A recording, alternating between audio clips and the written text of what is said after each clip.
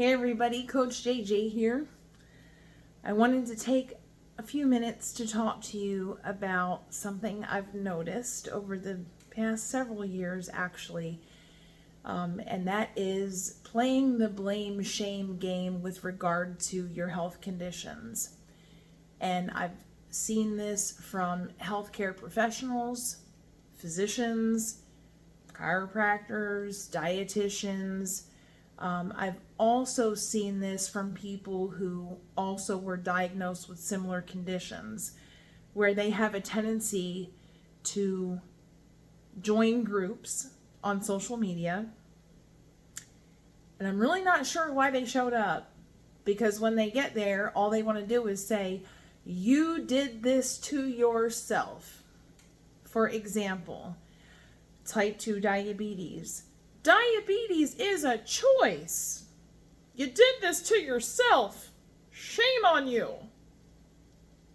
And I'm here to tell you, no. Stop it.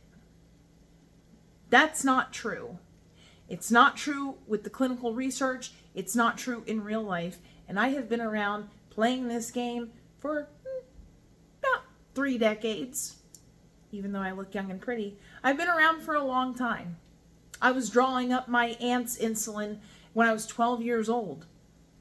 And she was diagnosed with type 2 diabetes, but was insulin dependent, probably had type 1 and ended up having cancer. Didn't know it. Was it her fault? No.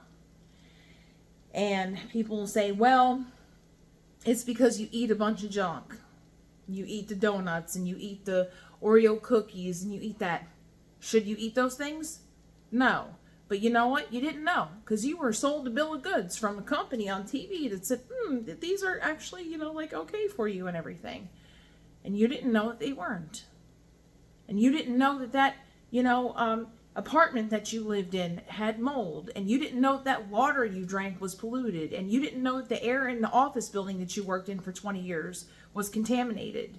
There's all kinds of things that go into the development of chronic diseases like diabetes, like metabolic syndrome, autoimmune conditions, and so on and so forth.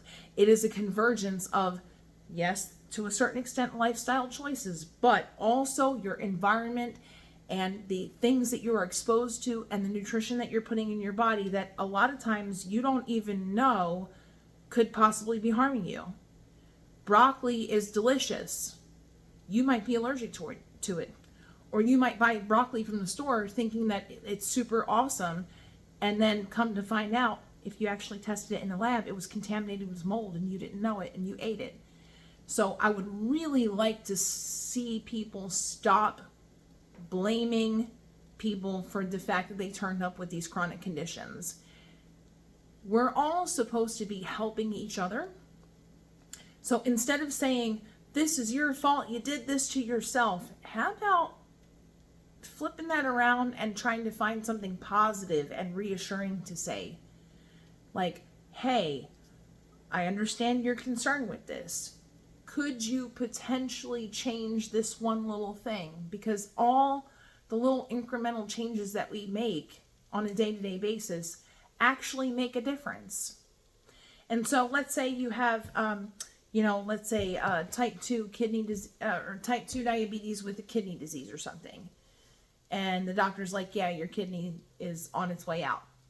Okay. Is that your fault? No. But now that you know you have that condition, then you can be more conscientious about the choices that you make. And every little bit of improvement counts.